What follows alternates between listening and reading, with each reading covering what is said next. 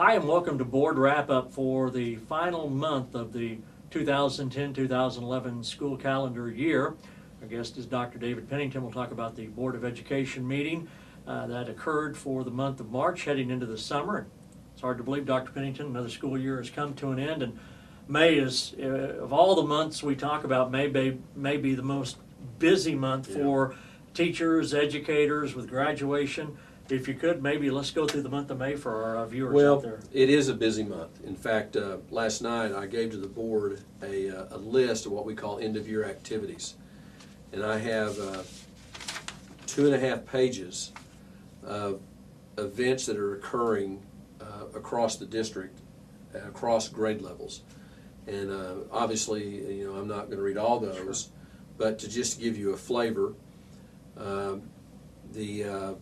on May 12th, which is on Thursday this week, we have a kindergarten program at Garfield. We have a 4th grade Sing America Sing at Trout. On May 13th, we have a volunteer recognition assembly at Liberty. On May 13th at 2:30 in Robinson Fieldhouse, and this is something that if people have an opportunity on Friday they might want to attend. We're having what we call an academic rally, which will be a program when students will receive their academic scholarships, or whatever scholarships that students will be recognized for the scholarships they've received this year. And it's always a great program because we have an opportunity to see all the hard work that kids have put in over their educational career pay off. And for some of those students, it's just staggering the amount of money that they receive in scholarships. And it's always interesting. Obviously, we're like every community in Oklahoma, we're very athletically focused. And I have parents a lot who will come and talk about athletics and we need to do this or we need to do that or we need to hire this coach or hire that coach, and the holy grail of that is an athletic scholarship. But the reality is that if we could get our students to spend as much time studying as they do preparing for athletic events, there's more money available in academic scholarships than there is in athletic scholarships. Athletic scholarships, you get when somebody signs a football letter of intent at OU or OSU or wherever it is, that gets a lot of publicity, and those are great things. But my guess is, if you could look over the last 10 years, we've had a lot more students get full academic rides than we've had get full athletic rides. And especially the young parents out there who listen to this, your son or daughter may have some athletic ability, and that's great, but the academic is something that pays off not only at high school, but of course actually pays off all throughout life, because obviously the better somebody is academically, the better prepared they are to do whatever it is that they choose to do. And I think that what we see today is that there's a premium on talent that includes academic talent, and those kids that work hard and prepare themselves academically will be rewarded for that in the job market in the years to come. So, but that's a great assembly. What time will that start at? Starts at 2:30 on Friday at Robinson Fieldhouse. On May 17th, we have an awards assembly at Liberty. We have a summer reading kickoff at Liberty, kindergarten celebration at Roosevelt. May 18th is the 6th and 7th grade assemblies at West, awards assembly at West. And then next week, next Friday the 19th is baccalaureate, which will be held at 7 o'clock at the high school auditorium. And then next Friday, May 20th, will be our graduation ceremony at Robinson Fieldhouse. Graduation is a little different this year in that it's going to be the Friday before school is out. Typically, we have our graduation ceremony at the conclusion of school. Some people have asked, well, what's the reason for the change? it just had, the primary reason is that it just, from a scheduling standpoint, the way the school schedule worked this year, whereas typically the last day of school may be on a Thursday or a Friday, this year it happened in on Tuesday, which left a 3-day gap between the end of the school and graduation. Sometimes people forget that our teachers, their contract ends typically the day after school's out. Usually when we have graduation, when it ends, when we end up school on Thursday, graduate on Friday, they're still kind of technically under contract. This year they would not have been. So we would be asking people to come back and donate their time to work graduation, and you know, does that say that people would not have done that? But I think that's a lot to ask staff to do. We've also in the past, we've had discussions in the past that that there are some advantages to having some school left after graduation. You know, students don't get their diploma when they walk across the stage anyway. Whether you graduate from Ponca City High School or graduate from Oklahoma State University, when you walk across the stage, you don't get the diploma. Part of the reason for that is final grades aren't figured. Also, there may be fines and those kinds of things that students need to pay before they get their diploma. But we just felt like that we've kicked around for a couple of years of having graduation the Friday before school's out, to give us, you know, some maybe a little bit better ability to monitor graduation. In the past, sometimes we've had kids that have made some students have made some poor decisions about how they either conducted themselves at graduation or some things they did prior to graduation, because in their mind they were out of school. And so this is a school function, it is a school activity, and we believe, we have some strong beliefs of how that should be conducted. And we feel like this gives us the ability to help students remember how they should act.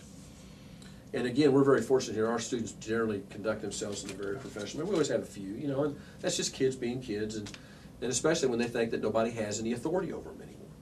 And so we're going to try this. We'll see how it works this year. We may go back. So it's in Sullins if it's pretty weather, and it's inside Robson if it's bad weather. The other thing we've had happen, the last few years, since I've been in this district, I've had a lot of questions from people because typically it's fallen on Memorial Day weekend. And it ends up that families have to alter plans because it's common for families to plan 4-day weekends over Memorial Day. And you can't do that if you have a child that's graduating.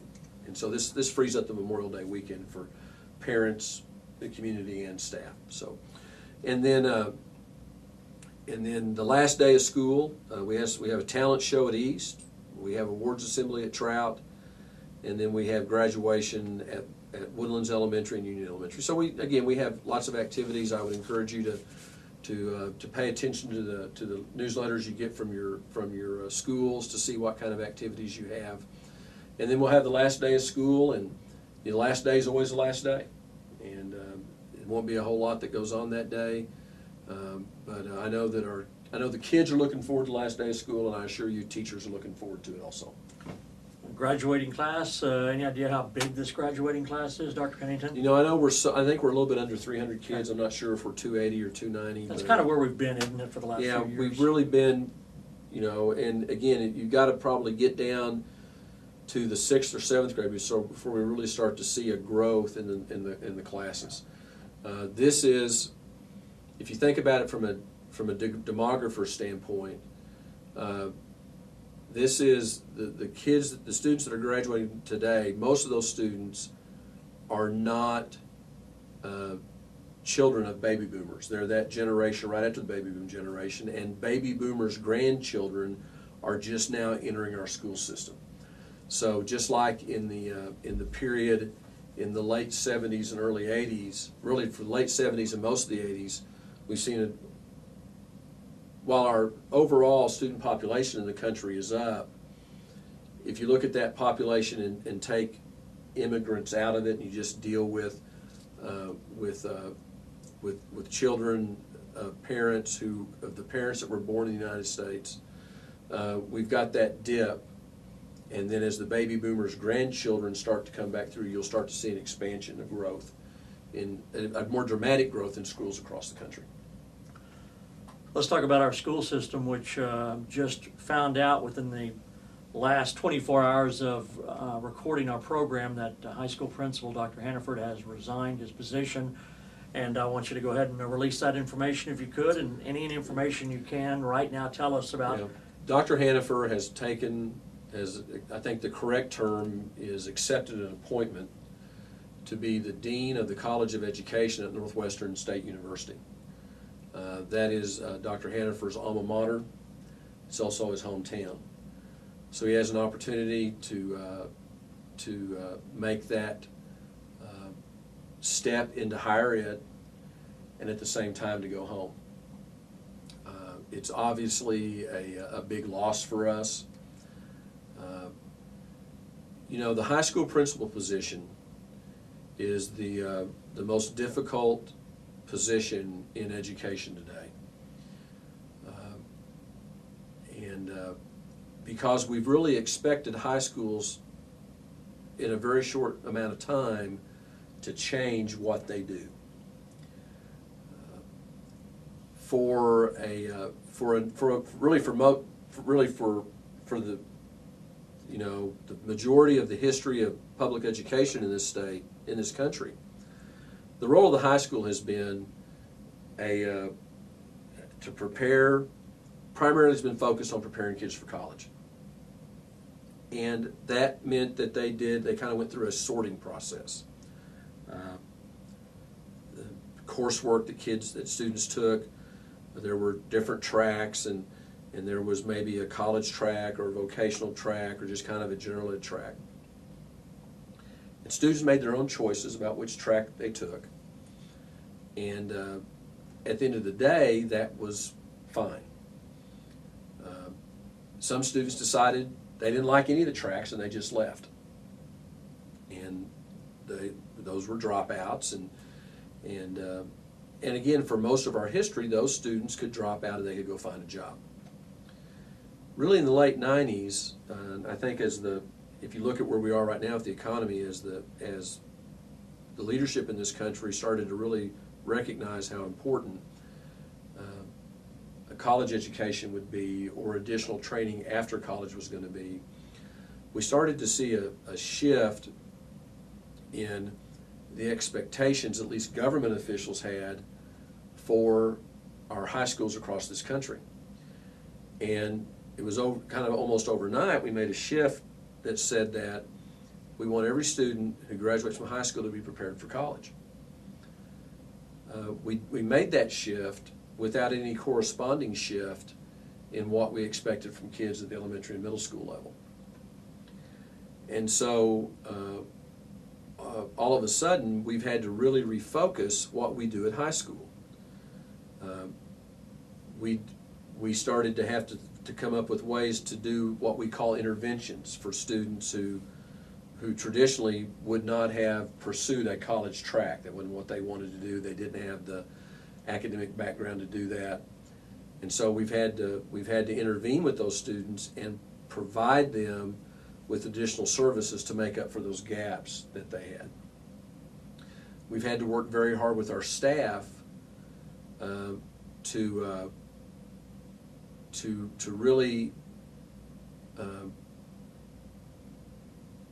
understand the importance of making sure that every student learns the material that they present. Again, in the past, you know, if you had, 25 students in a class, and maybe you had 5 that really did very exceptionally well, and then you had 10 that did all right, and you had maybe 15 that they just didn't get it, maybe they were a C, D student, well, that was fine. Those students would pursue a traditional path, get out of high school, and go get a job. But the reality is those jobs aren't there anymore. And so we've got to put in extra effort and do extra things and work extra hard to help those students get to the same level where the A and B students are. And that's been a big change for teachers. And we've been working on this district, working on that in this district ever since I got here, really before I got here. But what Dr. Hannaford was able to do is he was able, built upon the foundation that other administrators at the high school had done, he was able to take all that past work and really put a plan together that we, for the first time, really started to see some fruits of that labor.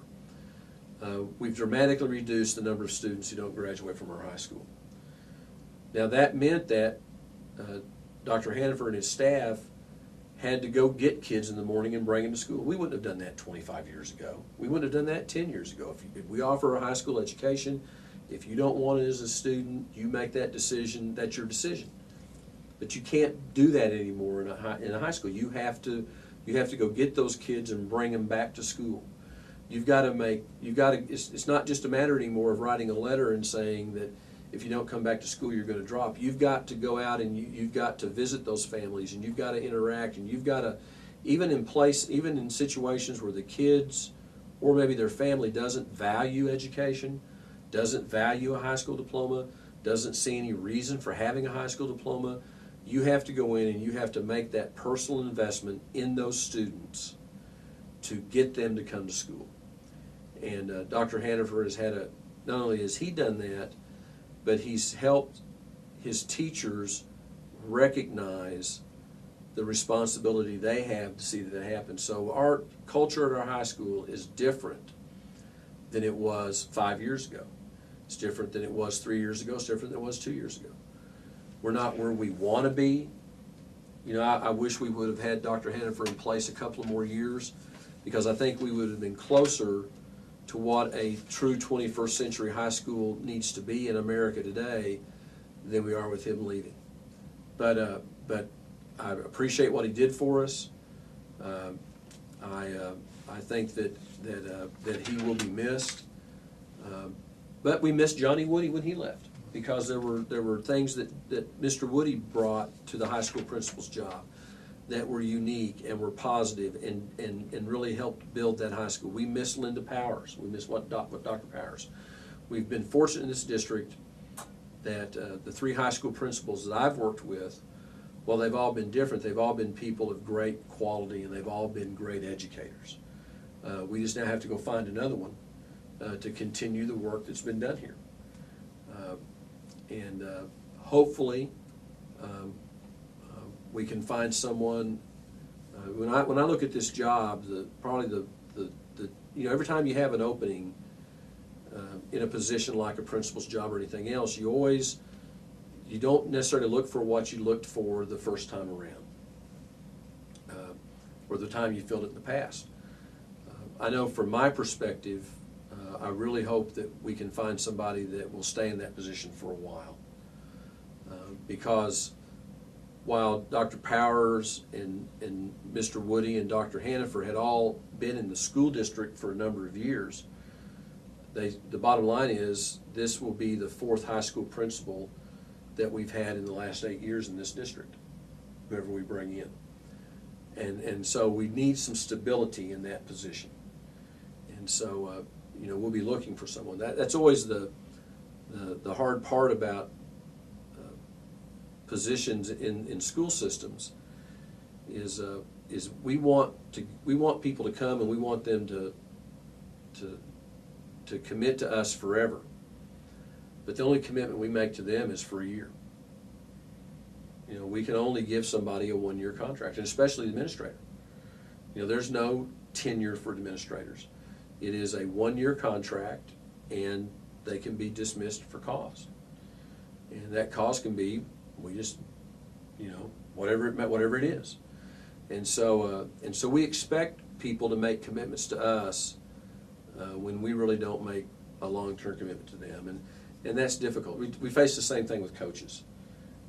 We expect people to pick up and move and come to our community, but the first time they don't win enough ball games, or they do something we don't like, we're all, we're ready for them to move on, and it's probably an attitude change that needs to occur. I mean, that's not Ponca City, that's everybody, that's every place in the country. We all feel that way about our school administrators. Dr. Hannaford, 8 years with the Ponca City school system, 2 as our principal. Got a couple of other things before we let you go. We hired 2 speech pathologists. Is this a new position that we've developed? No, what we've done, we've entered into a contract with a private company that is going to provide us speech pathologists next year.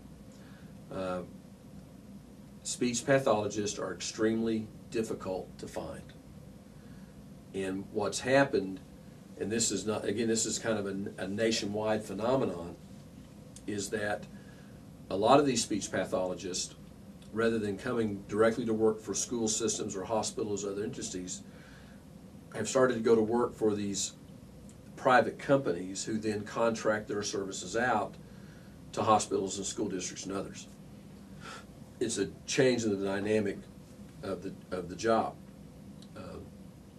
I'm not sure exactly necessarily why speech pathologists are doing that. I think some of it has to do with it gives them greater flexibility. They can contract with a company, and they can basically tell the company, this is the part of the country I want to work in. There may be a little financial incentive for them to do that. They may pay a little bit better than we do, but as we look at when we look at the total package, and we look at not only salary but health insurance, we look at vacation or sick days, and we look at personal business days, and we look at the burden, Social Security, the employer match for taxes. There's not a whole lot of difference in what we're going to pay this company and what a position like that would cost us when you add all that stuff in, all the burdens associated with an employee. So we're going to try this. We're going to see what it looks like. If we could have recruited traditional speech pathologists into these positions, we would have done that.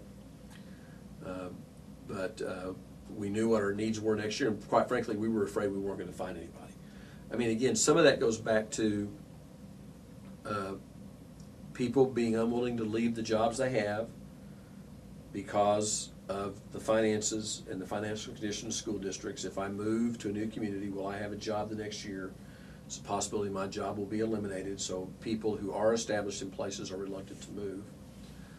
Again, the other factor that we face is that urban, suburban, rural situation. It is, especially young people, for the most part, prefer to live in suburban urban areas. As we've contacted speech pathology candidates, they've already taken jobs in other places. And so we went ahead and did this. We're going to see how it works. Our preference would always be to hire our own staff. We would prefer to have people that work for us, and they report to us. The advantage to this is if something happens and this person comes in and they don't work out, the company will remove this person and they'll bring somebody else in to do the job for us. So, we'll see how it works. Again, it's one of those things we'd prefer not to do, but we just felt like this year we really didn't have any choices.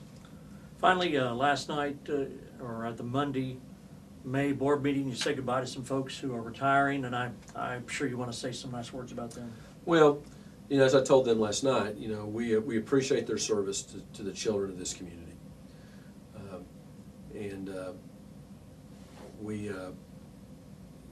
You always hate to see people go. There's no replacement for experience. And it's unfortunate that, even before the economic downturn that we're experiencing, we in this state don't provide the funding necessary to pay our people what they should make. And you know, sometimes you reach a plateau, and that's what our people do. We have a salary schedule, and it tops out at a certain point, and so there's really no financial incentive to stay. And you know, teaching is a tough job, and it wears you out. I've been an educator my whole life, so I don't have any idea what it feels like to be in another profession for 30 years or 35 years, however long I've been doing it. But I know that being in the classroom for 30 plus years is an extremely grueling experience. And sometimes you just come to a point where you're done, and that's where some of these people are. Some of them are, you know, some of our folks are moving with spouses, and they're going to retire and go to another state and start teaching again. But they've just done this enough. We lost some very high quality support personnel yesterday. Again, we hate to see them leave. What I told them last night, and this is, and I've used this quote before at our Teacher of the Year banquet. Lou Holtz, who has a quote for about everything, you know, said that teaching is one of the few jobs where you can be successful and significant. And these people have been significant in the lives of the children of this community. They've made a significant impact upon children, and that impact will go on forever. The individuals that were in their classrooms, they've touched their lives, and they've been successful doing it. And they've been a success, and we congratulate them. And as I get older and I get closer to retirement someday, those are kind of my favorite people. And one thing I know about them, they're always happy. Mm-hmm. They always. You go to that retirement meeting, you don't see very many. On the retiree's face, you don't see a lot of frowns or tears. I mean, they're pretty happy. They're looking forward to doing something else with their time, and you know, and I think that's something to be celebrated. And I'm glad we were able to honor them. And we know there will be more. We always have people who wait until the end of the school year to announce their intentions. I think we just have there are just some staff members who just really, they don't want anybody coming up and patting on the back and saying, I appreciate what you did. They just kind of want to ride off into the sunset, so to speak. Very good. Well, although this is the last month of school, Dr. Pennington and I will be with you next month during a board meeting in June, and we hope that you have a very pleasant, safe, and happy summer. Don't forget graduation on the 20th, a Friday night, and until next month, for Dr. Pennington, have yourself a great day.